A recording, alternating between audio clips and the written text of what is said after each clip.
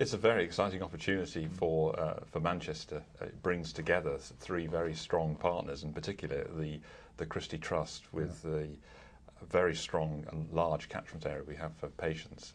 It provides us with a facility to be able to do the sort of work that up until this point we've not been able to do, and to move to the next stage of really becoming a world-class cancer centre and delivery of new therapeutics. I mean, you've got the catchment area the size of Scotland, haven't you? We've got a lot of patients to look after, and until recently we've had a rather small facility, you know, with just the one phase 1 doctor and a relatively small amount of capacity to deal with a very large numbers of patients. This facility will give us the opportunity to really deliver the sort of care for the people that we look after that we need to be able to do. There's an expectation now amongst patients who are much better educated that there are new things around, and there's no question that there are things around. We would have to agree with them as scientists. We'll just have to say, hang on a minute, but you can't get all of these new things. You can in clinical trials, but you can't necessarily straight away on the NHS. So I suppose this is adding to your menu of things that you can offer your patients. Yes, exactly so. And one of the real challenges moving into the next decade will be the area of personalised cancer medicine. And to be able to do that, you need a very high quality backup with the translational research facilities that we have on site with the Patterson. You need the infrastructure within the new building to be able to process those samples. So really, it's more than just the patients and the Christie Trust. It's the infrastructure that is within the Manchester Cancer Research Centre that makes this such an exciting opportunity. And you've got molecular pathology in spades, and imaging, of course, too. Yes. These are what you need nowadays to do the elucidation of the target, yes or no, and then the finding of a therapy to fit. Is that the general?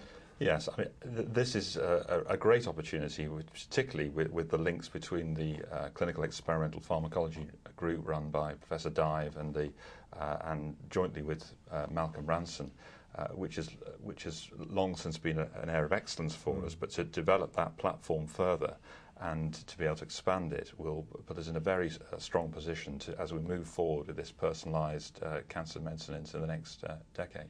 Are you developing medicines on the site? Yes, we have a new discovery programme, and that, in conjunction with the industrial partnerships that we have, provides a great opportunity to with new drugs, new molecules into the clinic very quickly.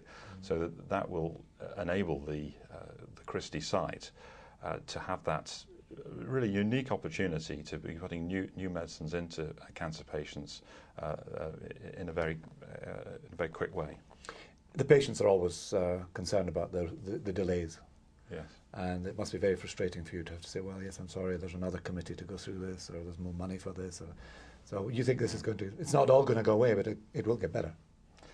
Yes, the funding remains a challenge. It's one thing to have the infrastructure, which we now have. It's another thing to have the funding and the revenue to continue to be competitive.